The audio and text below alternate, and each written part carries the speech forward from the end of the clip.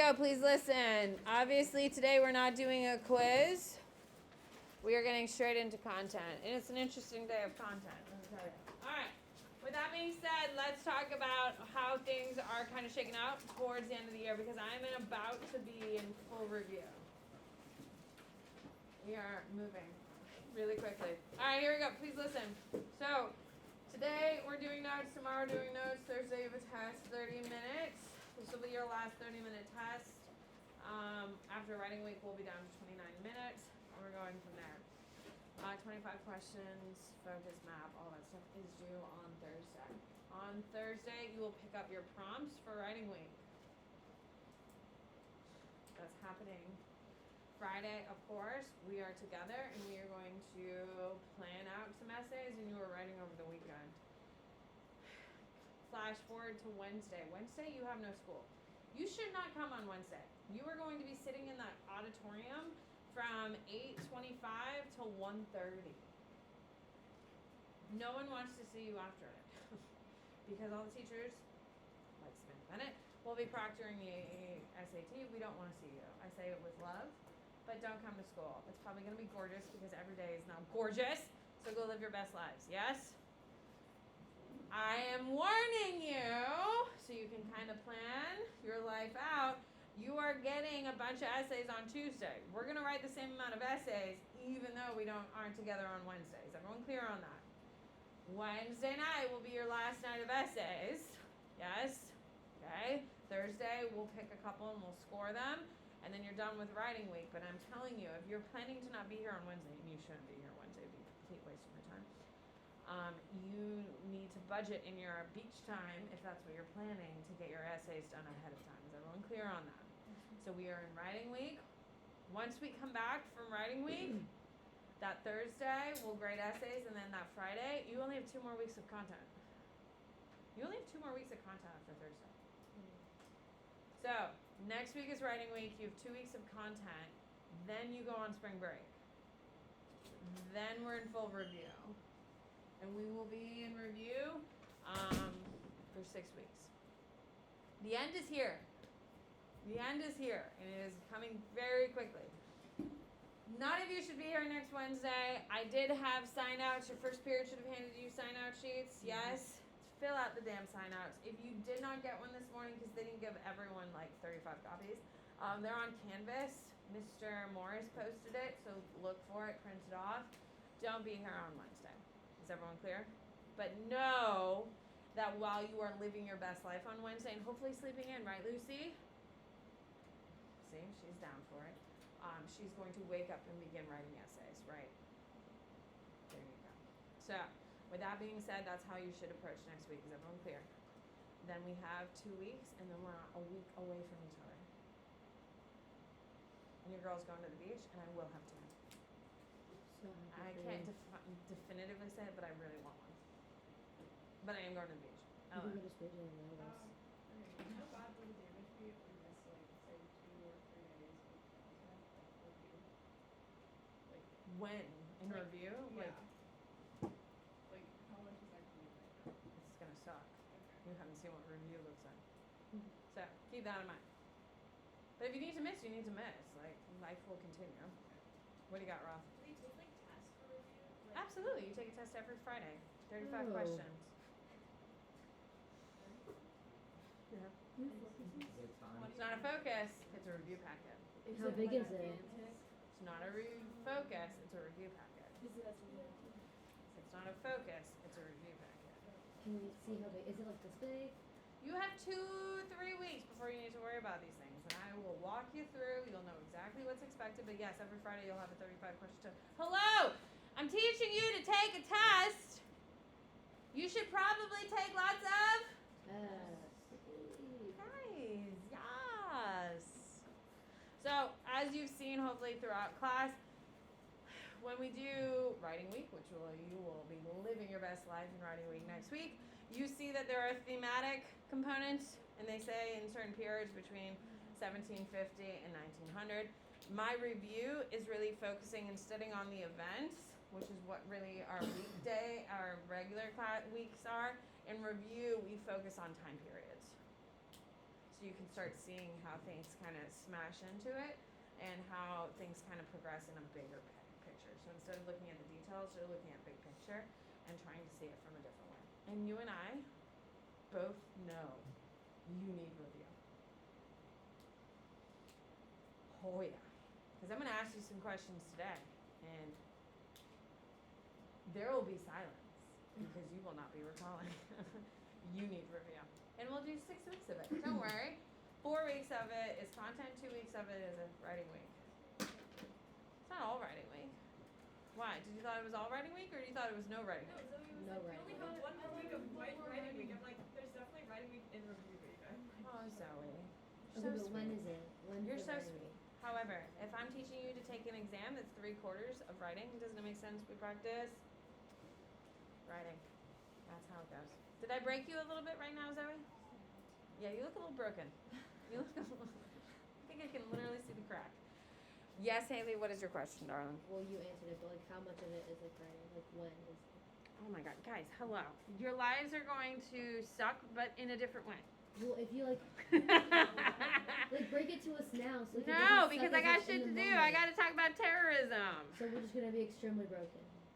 No, it's just annoying. Wouldn't you just describe this class as just annoying? Consistently It's annoying? kind of heartbreaking sometimes. That's okay. No.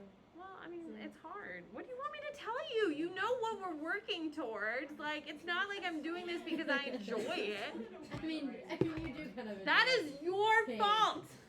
Look at the scope and it's sequence. It's not in the scope and sequence. What are you talking about? The what? The review? No, the writing week's during review week. Yes, of course, because it says a new scope and sequence will be issued. You're supposed to look at it. You people are I don't so even have one annoying. anymore. It says week 30 to 35. Read it, Cyrus. New scope and sequence will be given. Can we have it? Can we have it? You people are weird. Why can't we just live for spring break? It's in 3 weeks. It's in 3 weeks. Anything. Not even the good things, Cyrus. Not even the good things. You have writing week and then 2 weeks of content and you're on break. And then we're like, March 11th. So it's like 3.5 weeks away. Emily!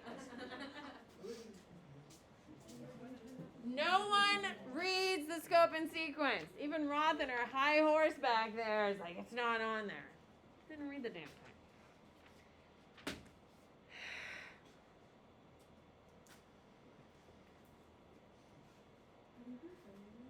I have. We are recording this. It's fine. This isn't the controversial part. I'm worried I can get myself in some real trouble today if I wanted to. What? The content is today. don't record us. The content today can be controversial.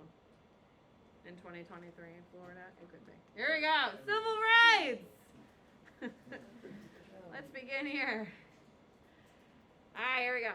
So, nonviolent resistance should be what you have next to your civil rights. Okay. So, let's just picture America, the 1960s.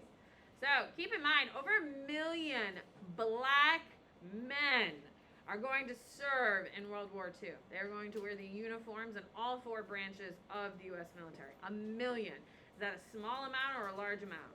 It's a large, okay? Those black men, when they are overseas in Europe, are going to get better treatment than they do here in America. We know this for a fact because we have their memoirs, and some of them are still alive to tell you that a lot of black men do not come back to the States after World War II because they were treated better in foreign nations than in their home nations. There is, I think, about 5 or 6 that I can probably pull up right now of black men wearing American military uniforms on break or home from war where they get killed in their uniforms.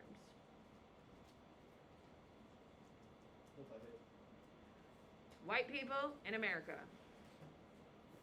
So, is race a massive problem in the 1940s, 50s? Yes.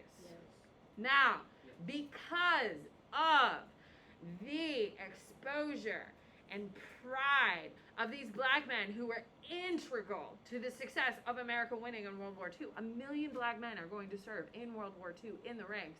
They are going to come home and demand the change they are entitled to under the Constitution, where it says all men are created equal.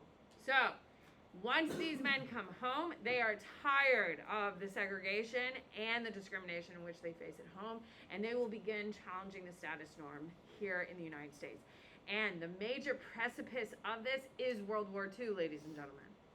Because in World War II, we had our largest drafting of black men to serve, and those black men got out of the country and saw how much better treated they were in other countries than in their homes with the uniform of other men, white men, on their back and still mistreated. So when they come home, the civil rights movement begins. Now, lucky for the United States that it is MLK who is going to lead the charge.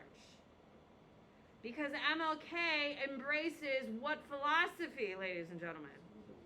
Civil disobedience, which of course was created by who? Gandhi. Now, do you think Martin Luther King Jr. is the only civil rights leader? No, absolutely not. He is not the only one. We have incredible leaders like Fred Hampton and Malcolm X, and their philosophy was to be more directly challenging. Malcolm X famously said that you fight power with. So, luckily for the United States, okay, we aren't going to have direct race wars in a second civil war over racial desegregation here in the United States, and luckily it will be fought with nonviolent protests led by Martin Luther King. But am I telling you that no one died in this cause? No. We have buses being bombed with children on them. We have churches being bombed with black children in them. The civil rights movement in the United States is marred with death, both of white advocates and black bodies being massacred in many ways. So do not think because MLK is the leader of it and he produces nonviolence, we are just lucky that his nonviolence is not returned and creates a major more conflict. Can we agree? So the bravery of MLK to face nothing but violence and use peace and kindness is the real wonder of the whole thing. Because people are dying during the civil rights. Buses are being bombed, churches are being bombed, schools are being bombed. Like, death is happening. Luckily, it does not turn into a massive race war. And that is because of the foresight, the leadership, and the bravery of all of these people to face violence with peace, which is the beauty of the American movement when it is so marred with death. Okay, you need to know MLK. Now, how does MLK die? Does he die as an old man lying in his bed surrounded by his descendants and celebrated by the country that he finally unified under the ideals of which it was created in 1776? No, what happens to him? What happens, Ella? He gets assassinated on a balcony. And I believe Memphis. Don't quote me on that, but I'm pretty sure it's Memphis. Is it Memphis? Okay, he gets shot on a balcony talking to his two best friends. Assassinated in 1968, 69. Okay, did he get to see the full effort of his work? No. Is he the only civil rights leader that gets killed? Malcolm X gets assassinated. Fred Hampton gets assassinated. Okay, those are the three largest. So when we think of Martin Luther King, his nonviolence, yes, of course. His vision, his foresight, his ability to unify people in this idea of peace and keeping peace in order to bring change is incredibly beautiful. But please do not think that people are like, you know what? Yeah, black people deserve equality here in the United States. We should give it to them. That is not how it went. It is faced with a lot of death, a lot of destruction. So how did he get it done? First thing is by court cases. Okay, of course, the most famous one is going to be Brown versus Board of Education, which desegregates school. It's going to overturn Plessy versus Ferguson, which you don't need to write down. It is going to desegregate schools. You do need to know that. Now, does that mean that schools are just all of a sudden opening their doors and integrating? No. Some schools, the last schools to integrate weren't happening until the late 70s. This is happening in 56. How's that going? Not well. Literally. We all remember little Ruby, right? The adorable black girl with the cute white shoes, the cute little ponytail. She has her cute little books under one arm and a cute little bag in the other arm. And she had to desegregate a middle school with a 6-year-old with people screaming racial slurs at her and these horrible signs screaming at this little Ruby walking into a school in Arkansas. That happened in the 60s, almost 10 years later. So please understand that the laws are going to start changing, but that does not mean it's implemented immediately. There's a delay. There's a drag. So when we think of the civil rights era today and like, oh yeah, that makes sense. Oh yeah. So nonviolence, you need to understand it is not easily, nothing is guaranteed. And the biggest challenge is changing white people's mind. Because in the 1950s, white people were the majority.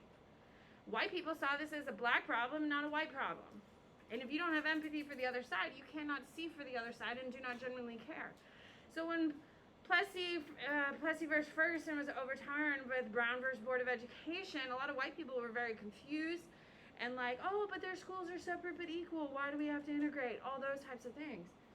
It is not until we start getting the Montgomery bus boycott, and the second phase of it is the boycott, so we start seeing the brutality against blacks here in the United States on television. News broadcasts are showing these bus boycotts where people are getting beaten in the streets with police batons. We start seeing boycotts of restaurants and demonstrations all across the country, specifically in the South, of course. And that's when white people start seeing, really for the first time, being forced to see the racial segregation and the violence that is being done upon the average black American in average American cities throughout the country. So it's not until we get the Montgomery bus boycott do we really start seeing a progression of Americans starting to buy in. And of course we know, of course we do, that the Montgomery bus boycott will then push college students around the country to do the freedom bus rides. And what's a freedom bus ride? Wade? The bus rides around the country that were just black people. No, it's not actually. This is where we start getting white people actively engaged in on a larger scale. There's always been white people who've been sympathetic to the struggles of black Americans here in the United States, but it's not until we start getting the Montgomery bus boycotts and we start seeing the violence on television that white Americans start getting the ideas of this is really wrong and how is this happening in the United States. And it is going to start the freedom bus rides, which will be triggered because of the Montgomery bus boycott, where you have white and black college students, and specifically college students, not parents.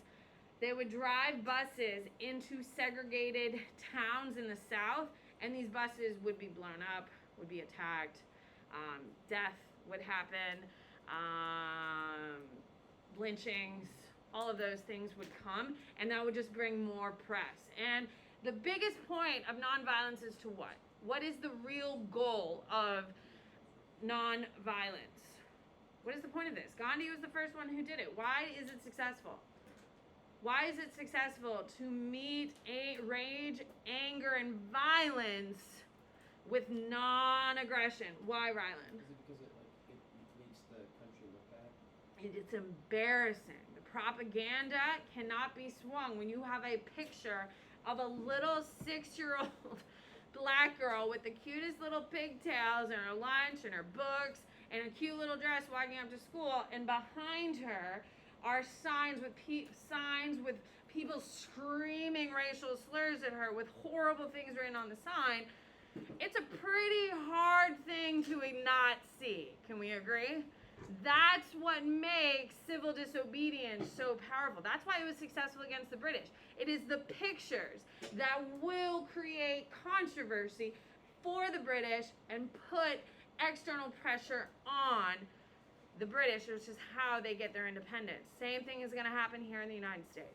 You can't be the city on the hill, the white city, the beacon of democracy, when you have black teenagers getting the shit beaten out of them by sitting at a counter in the middle of America. Can we agree? They're a little hypocritical.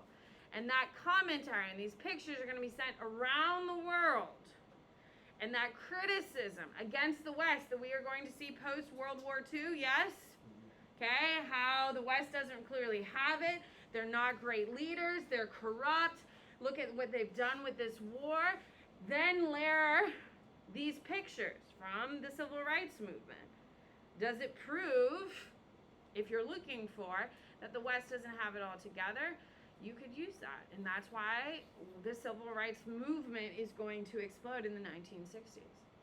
And that's why it gets passed in 1968 here in the United States, with the second act being followed in 1972, because of that public pressure. You can't be the city on the hill when you have these huge, gaping differences in the American experience. Marches, of course, is the third way that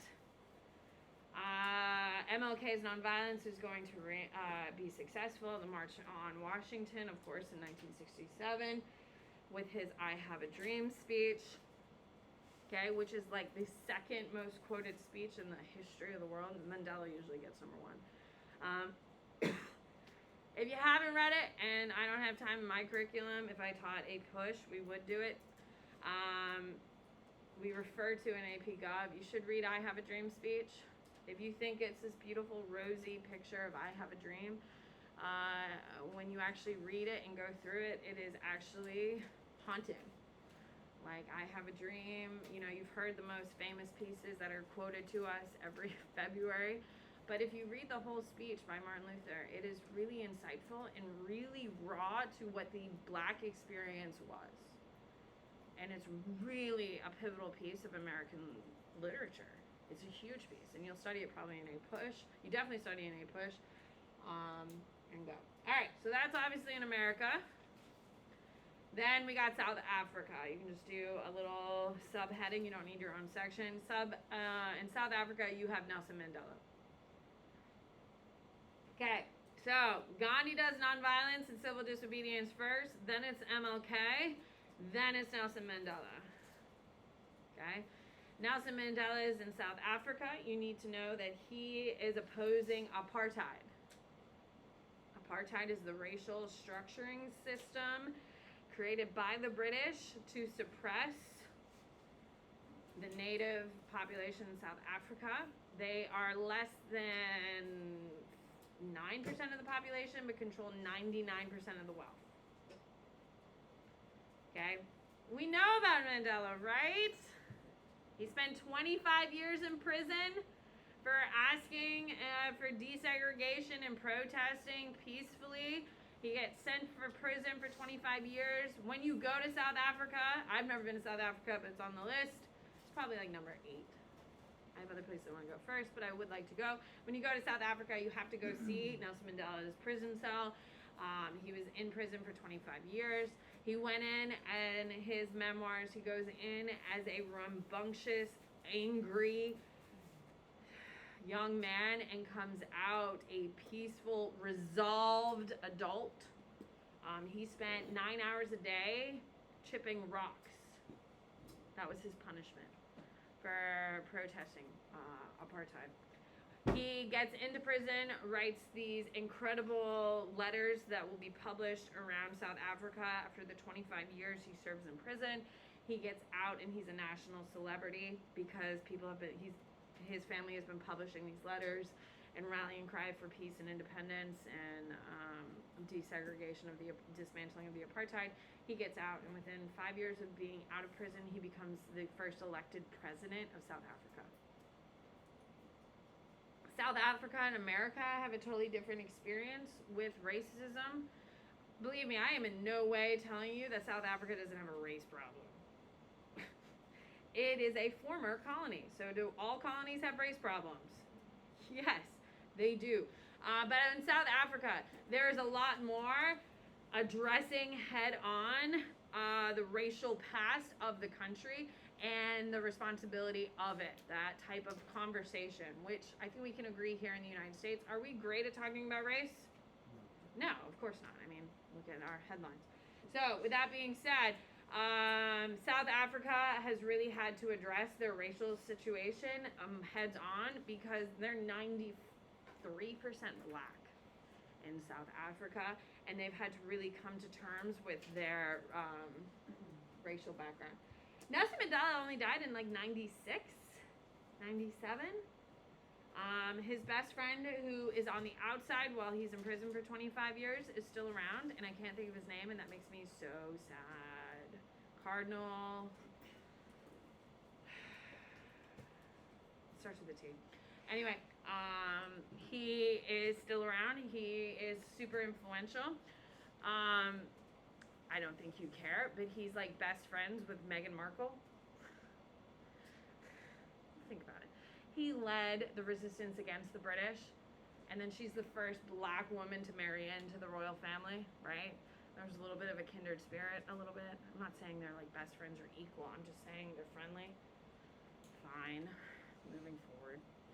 All right, here we go. Challenges to the USSR is your next subheading. All right. So, the first challenge to the USSR, so right number 1, is Poland.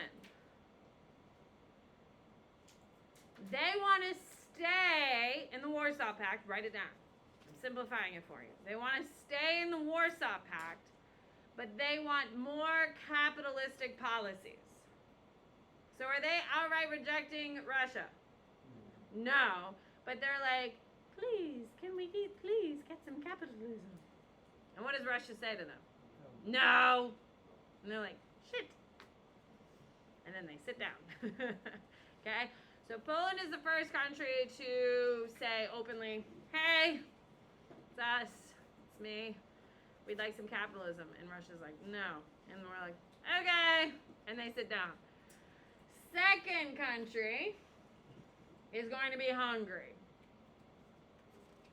Hungary wants to reject all of the Soviet Union.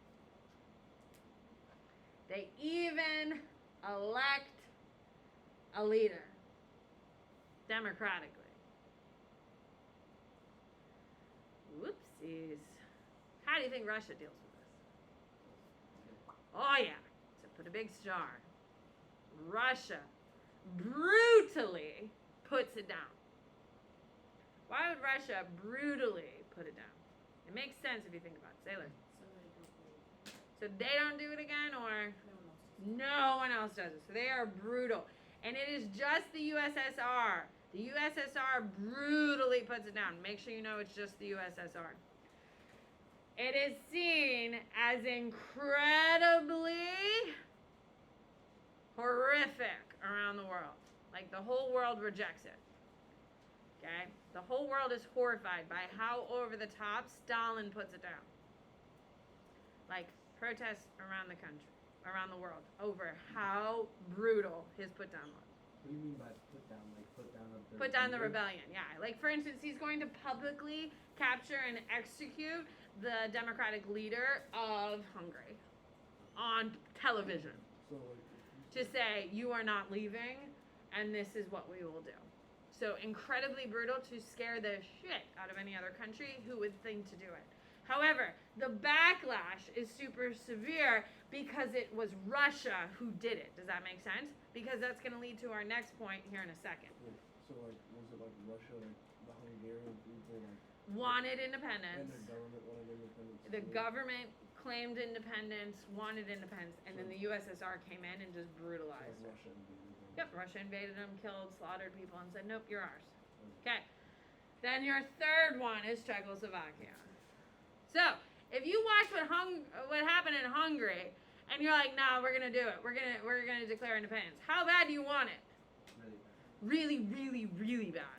Okay? So here we go. Czechoslovakia is gonna be a huge breaking point. Here we go.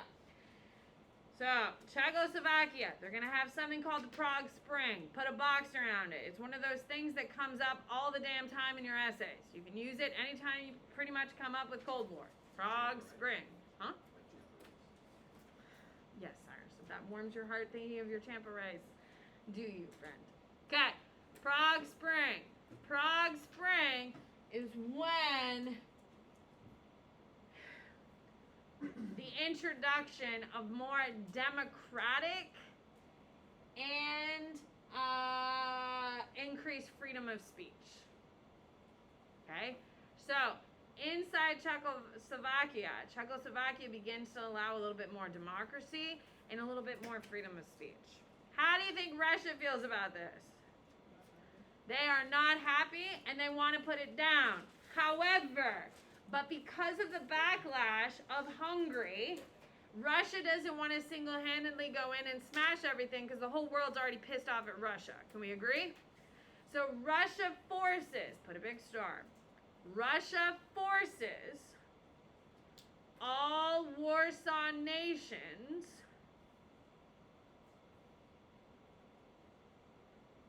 to invade Czechoslovakia. Why? Why does he force all these nations to invade Czechoslovakia? What is the point of it, Andreas? So then it doesn't look like he's independent and just. There you go. Because in Hungary, it was only the Russians who got full blame for the brutality. Now in Czechoslovakia, they're going to put it down as brutally. Write down. They're going to put it down as brutally, but it's no longer just Russia. It's now all the... So he thought this would help deflect tension against the USSR. But everyone knows who ordered the Warsaw nations to invade Czechoslovakia. Russia. So everyone's kind of like, okay, it's semantics, you're still a jerk and a monster. But people are more... Actually, the whole world gets even more pissed. What do you got, Ellen? The invasion of Czechoslovakia, is it all of the Warsaw armies in Russia, or does Russia not have any? They have a little bit of military in it because they're the ones playing with it, but it's more important that you just know. Now, when you get to AP Euro, you're going to do a lot more of the breakdown of it, but for AP World, all you need to know is that he's going to call upon the Warsaw nations just so Russia doesn't get directly blamed. Okay.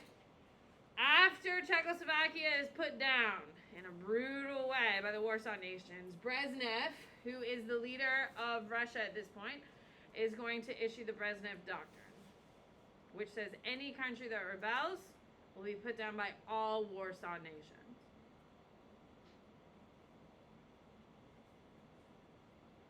Because the Russians are tired of getting all the heat, so they're trying to deflect and say, it's not us, it's the Warsaw nations. Everyone wants this, so that's why.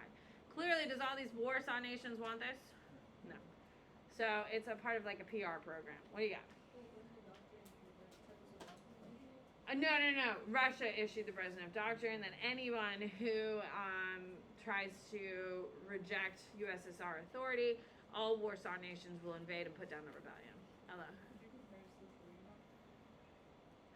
So the Truman Doctrine is essentially saying that any nation that becomes communist, they're not the same, and I wouldn't, just because they're both doctrines. The Truman Doctrine is everyone who becomes communist will have to deal with the might of the United States. That's more of a choice that another country makes. This one is more of a threat to keep them in line. And it's kind of. I guess you could make an argument. Yeah, you could make an argument for it. It's not a bad point, actually. Yes and no. It would be, you'd have to really defend a couple of points that could be brought up as the counter, but you could make a similar, you could make an argument. Yeah, you could make an argument. Truman Doctrine is definitely first, yeah. Okay. The year of revolt, 1968. When a rebellion happens, just assume what year is it? If you hear of like people fighting, what year is it? 68. It pretty much is. If you hear that college kids are pissed, what year is it? Yeah. Okay. You need to know that the Czechoslovakia conflict will cause college campuses around the world to begin protesting. Have you heard the present day euphemism that college campuses are woke campuses? You haven't heard that? Alright, well. The liberal elites. Have you heard that one? I think so. Yeah, you've heard that one. There's no way you haven't heard that one. The liberal elites, that whole belief system that college campuses are led by the crazy liberal left, that conversation, those talking points begin in 1968. Because in 1968, for the first time, we have universal, all across the country, big universities, little universities, are protesting Czechoslovakia. And then that leads into women's rights, write it down, civil rights, and the Vietnam War. So, Czechoslovakia is going to outrage people, young people across the whole world.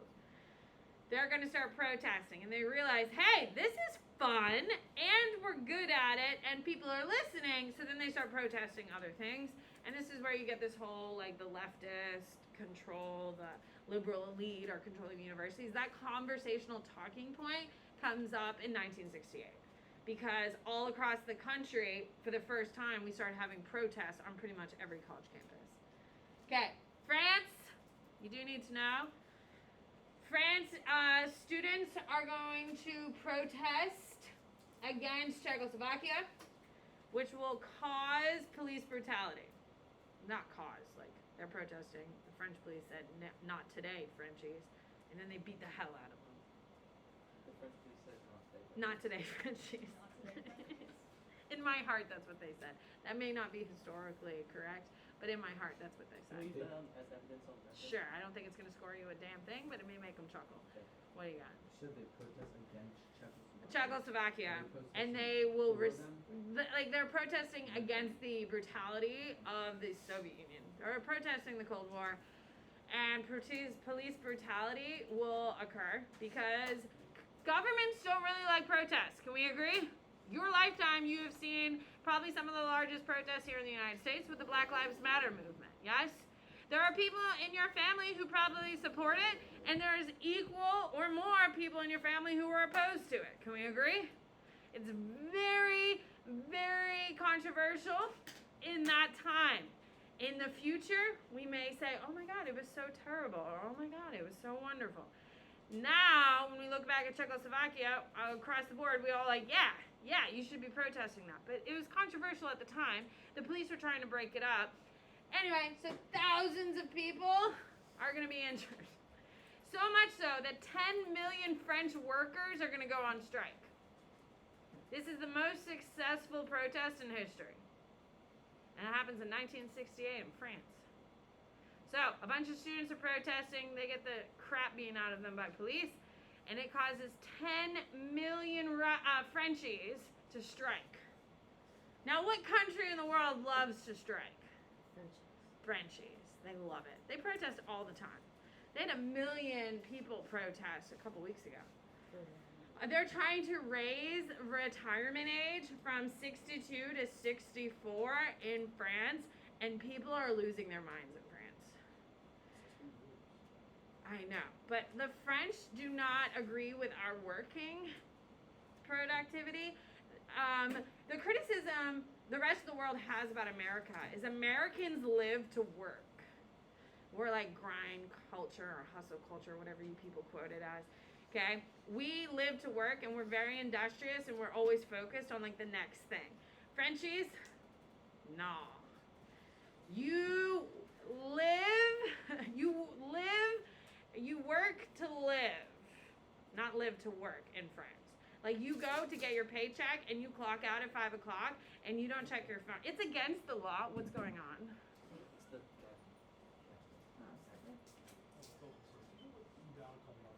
No. Sorry, I'm a bad burner. They work to live, we live to work. It's against the law to email people after 5 o'clock in France. You can take like the entire month of August off Yes. as well. It's such a Yes. And like here in the United States, like if my husband goes away on vacation, he's never been on vacation since he started working. We go on vacation, but he just works in new locations, which I'm grateful for because I wouldn't be able to afford our lifestyle. But with that being said, that is not how France works. They just say, I'm not at work, and they just leave. for like weeks at a time. They get almost 8 weeks of vacation time. Here in the United States, we get 2. Yeah, they get, in Germany, they get 12 weeks of vacation time. Yeah, so like it's a totally different construct. The French people love to protest and they're super good at it. Anyone here ever been to France? Have you raised your other hand if you've been to France and you've seen a protest? Yes. It's kind of what they do. They like shut down the streets and stuff. We were there for a rail protest. Not ideal. Because the best way to get around France is by train. And if the trains aren't working, you stuck. Alright. Here we go. Okay. Terrorism. See, only controversial topics of the day. Isn't this so? This is why I can get in trouble. Here we go. Terrorism. What is terrorism? Because you were all born in 96, 97, right? Okay. No. Last class educator. What year were you people born? 06 and 07. Oh, that's what I meant. Oh my God, this is how funny. I meant 06, 07. And in my head, it was like, no, I'm not that old. It's fine. Hey, I have a pretty damn great life and I'm happy with it, but god damn, sometimes I forget how young you people are. Anyway, your entire lives, you have always heard about terrorism because terrorism started well before you were born. So the whole world was already dealing with terrorism by the time you were born. And la-di-da, here we are. Does everyone know what terrorism actually has defined us? This is a word you hear about. It is talked about all the time, right, Evan? Well, that's cheating, Evan. What is terrorism, Andreas? It's like violent and hateful Whoa, attacks whoa. towards the society and not the government or military. Sort of. Roth. Acts of violence to prove a point or to get something. Evan, would you like to read us the official definition? The unlawful use of violence and intimidation, especially against civilians in the pursuit of political aims. Okay. Terrorism, and write this down. This is the definition you need to know. Terrorism is used by organizations, parentheses, not countries, end parentheses, in order to inflict mental strain on populations because of limited military response or military might. Okay, so let me explain what that is. Okay, we all know, of course, 9/11. Yes, 2001. Okay, I actually have to teach you about it, which is pretty interesting because you guys really don't know that much about it, which is fine because you weren't alive for it.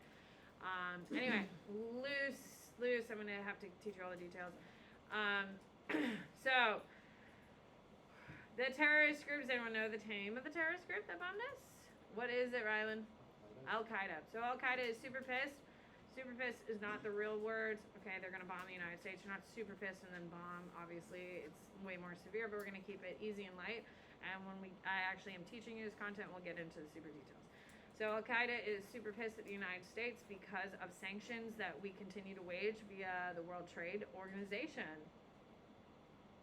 We wage sanctions which are going to destroy their economy. It's going to decrease their vulnerability. And where do they bomb? The World Trade Center. Oh, sorry. They picked the World Trade Center because what major corporation is in the World Trade Center? World Trade Organization helms the World Trade Center. And so we'll talk about it. See ya, have fun. Toodaloo. I have a question. So in like actual like building, were there like other companies in the World Trade Yeah, of Center? course. Yeah, it's just like if you look at the Bank of America building in downtown Tampa,